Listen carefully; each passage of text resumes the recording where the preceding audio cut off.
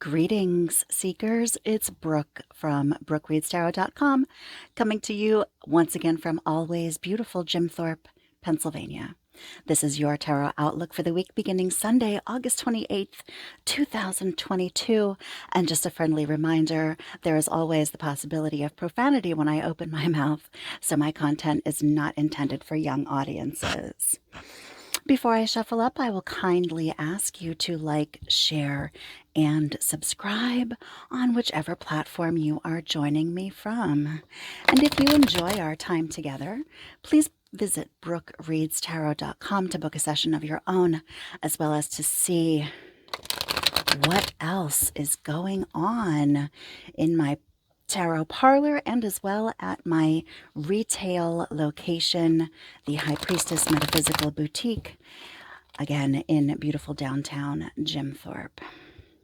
So I invite you to sit with me this morning and take a little time for yourself as I ask the cards what we need to know for the week upcoming. And once again, for these outlooks, I like to turn cards for past or present as well as future. That way I can see if we have any previous or currently unfolding events that are influencing the week's happenings. If you find nothing in this session that seems to apply to you, know that the tarot considers no news to be good news, so keep listening to your intuition.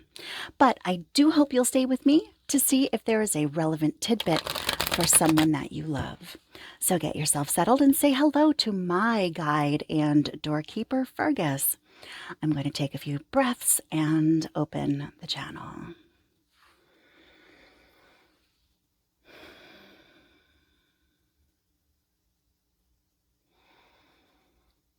Mother Goddess, Father God, guides, guardians, ancestors, please be with me now as I have need of your knowledge of all things past, present, and future on behalf of those experiencing this transmission in a timely fashion. Please grant that I am the perfect receiver. Please grant that I am the perfect channel. Please grant that I am the perfect interpreter of your wisdom as it shows itself in my cards. Fergus, please open the door to any and all benevolent, loving beings and our own dearly departed who would like to contribute truthful, accurate, relevant information to this session. And lastly, please bring me to the level you need me to be so that I may serve both the living and the dead. So it is. All right. So we're going to shuffle and cut now 3 times, and I will pull 5 cards for our past and currently unfolding events for the week of August 28th. And then I will pull 5 more to show us what is upcoming. That is shuffle and cut number 2. And last one here. I hope you're doing great today, Seeker. Today is what you make it, so make it good. Let's see what we've got here. All right. There's our influencing cards, and here's our 5 for the upcoming week. This looks fantastic. Seekers, this looks fantastic. This looks like it could be some of the best news and some of the turning point energy that we have been so desperately seeking for the last, I don't know, 3 years or so. All right, I'm going to dig right in because this looks wonderful. It looks wonderful. All right, so our currently unfolding or past influences, we've got the 4 of Wands, the 7 of Wands, the Hanged Man, and the 10 of Pentacles, as well as the 3 of Wands.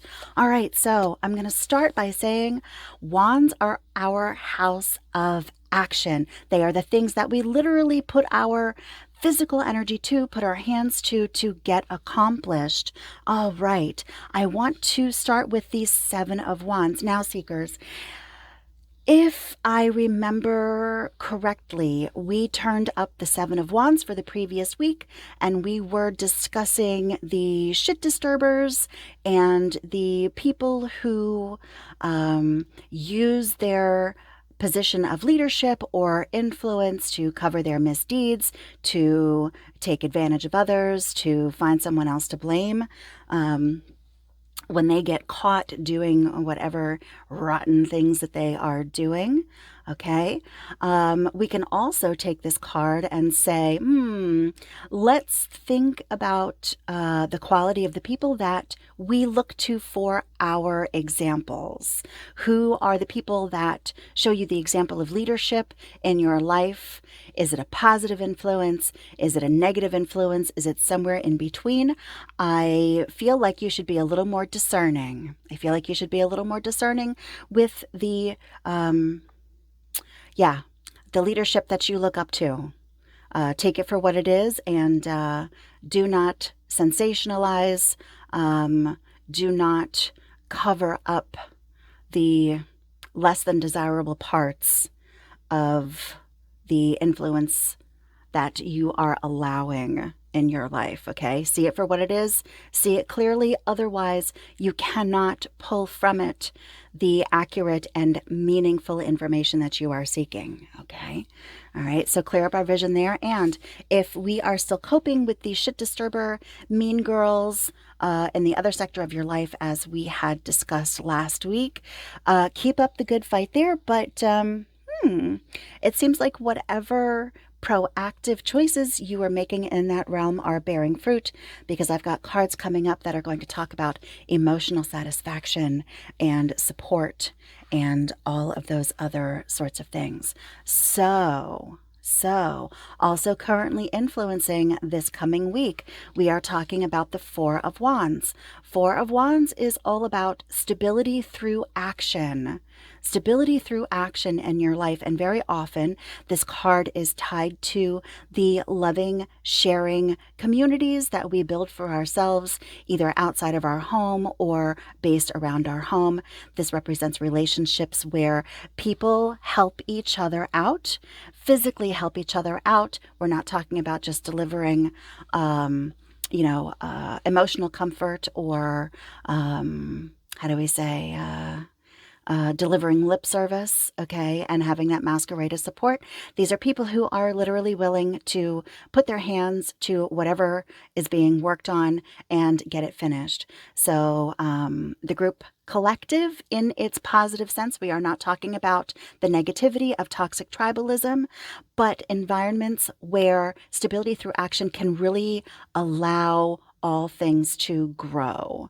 So if that looks like something that you recognize in your life, please continue to cultivate those things without giving too much of yourself or being a doormat, because I do know that we had a big discussion last week about the balance of the external world and the internal, and how to best set upon a course of self-care for you.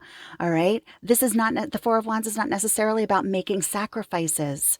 This is about coming together with the people who love you and support you and achieving things that are greater than the sum of its parts, okay? So lean on those wonderful energies, lean on that support where you find it, and understand that you are a working mechanism in there.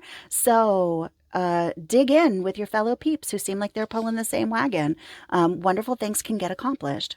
The Three of Wands, I love this card. I love this card. The Three of Wands shows us that we have an influence, either past or currently unfolding, that involves local and regional travel. Okay, we can say domestic travel, wherever it is that you're joining me from. This is not the card that I would pull when I was looking at international travel or large, long trips. All right, the Three of Wands is regional travel, local travel, domestic travel, and also is a fantastic signifier of open horizons in your area, opportunities in your locality, in your region, for you to focus energy and do new things, take on new endeavors, okay? So I feel like this is an indicator of that decompressing energy that we've been waiting for so long for, after COVID sent us home and sort of, compressed our reality and our movement. All right. So this is an auspicious card that shows me that things are opening up. Okay. And let's come over here to the Ten of Pentacles as an influence. Ten of Pentacles is all about money, finances, work in the public marketplace. This is not the card of people who are necessarily self-employed or who have a small, intimate, or relatively isolated work environment. This is about networking. This is the card of people who are employed as wait staff, stockbrokers, healthcare workers, teachers, where you really have to get, out and about in the public in order to do your work and sell your goods. So if you've been looking for expanded horizons when it comes to work, if you've been looking for expanded opportunity, these two cards, the Ten of Pentacles and the Three of Wands, show me that whatever efforts you have made in that direction are going to bear fruit. However, let's come over here and talk about the Hanged Man in regards to all of this. The influence of the Hanged Man is a liberating one. Okay, the Hanged Man never comes up for me as an indictment of being hung out to dry for mistakes that you've made or, misdeeds that you have been perpetrating. This card is always about a voluntary 180-degree change in how we decide to look at, perceive, or go about a task or an issue. Okay, this is a card that says to us, we have been beating our head against the brick wall because our perception is not yielding us new ideas, new outlook. The way that we've been looking at this has just not been giving us the information that we think we need, and we're tired of struggling with it. So how can we turn this thing on its head, look at it from a completely different angle, get rid of the limiting beliefs or unhelpful emotions that we have had surrounding the way that we have perceived this issue, looked at this situation before. Okay, so open your minds a little bit here. All right, I think again with the shift of energy, we are looking at the influence of expanded perspectives and open minds, which has definitely feels like it hasn't been on the menu as a desirable item for quite some time. Okay, so I do want to come back in here with a thought about this Ten of Pentacles. This is a positive card. However, as we find ourselves getting back into the public sector of our lives after having been isolated, kept more at home, focusing on these smaller aspects of our world. All right, I want to remind you that emotional satisfaction, emotional health, healthy relationships, all of those things should still be at the forefront of your choices.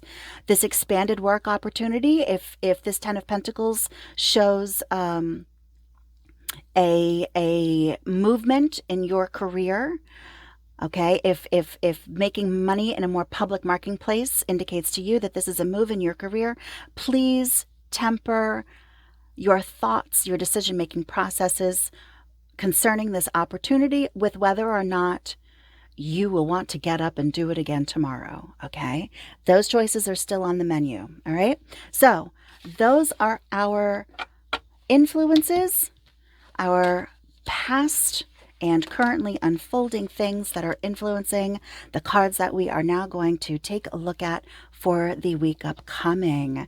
Beginning August, Sunday, August 28th, 2022.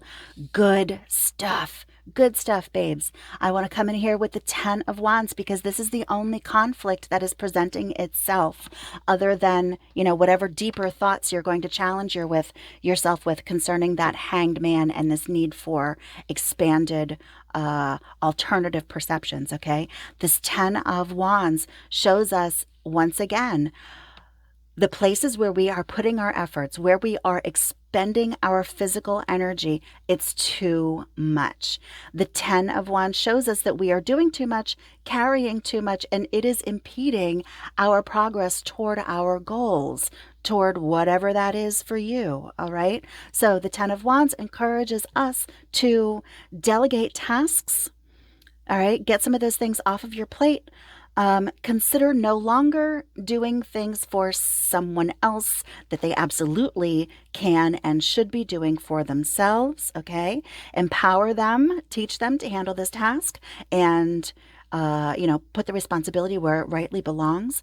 And it shows us that maybe there are things we could hire somebody else to do because the way that we're going about them just isn't efficient. Okay, so delegate, reprioritize, and reimagine your workload, and reimagine how, where, and why you expend your physical energies. Okay, that is going to be on the menu for this upcoming week.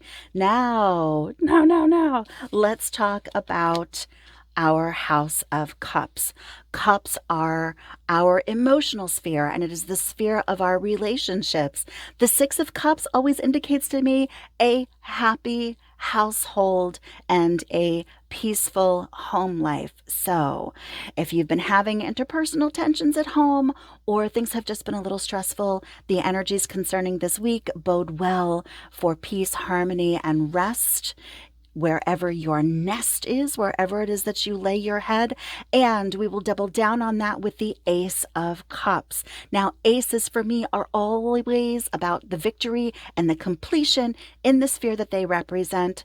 So the Ace of Cups shows us that this week coming is going to be ripe for letting go of emotional baggage and conflicts that we have been struggling with for quite some time. The tenacious things that showed their ugly face during our COVID lockdowns, when we had to face our mess and face the quality of the relationships that we've chosen and all of those things.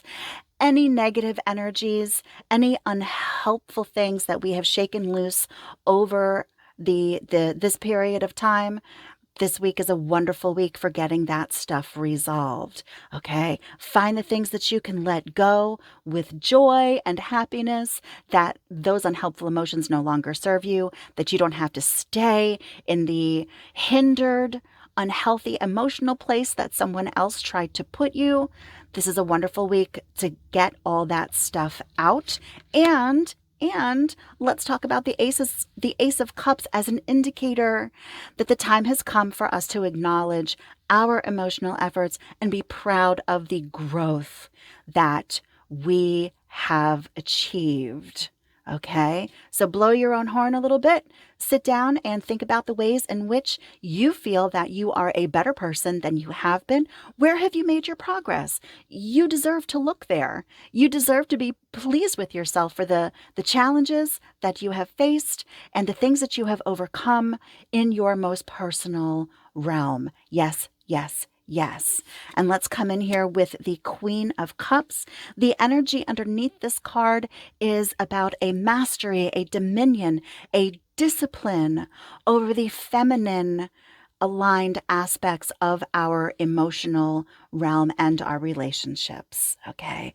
So if you have found yourself sort of, how do we say, pushing aside the more feminine, fluid, emotional aspects of your life, of your relationships, because other things have been more pressing, more physical things have been more pressing, this is a great week to get back in touch with those more gentle energies, okay? And to really step into your ownership of the softer side of your life and realize that that is a nurturing place and that you get to decide the quality of the content in there as well, because that queen energy is no joke. Queens rightfully occupy their status. So this is a great week for learning how to really master and cultivate that part of your life so that it works best for you. We can't pour from an empty cup, okay? And the healing that's here, the self-care aspects that are here,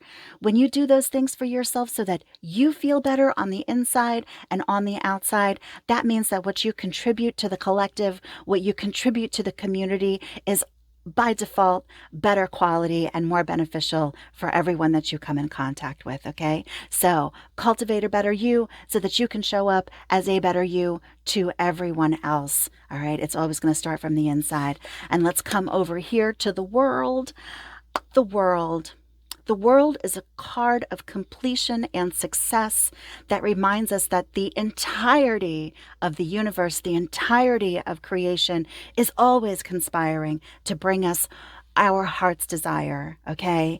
Our creator, our universe, it's rooting for us to succeed, because when we succeed, the entire quality of where we reside improves. And this world card shows us that if you choose it, every little thing is going to be all right.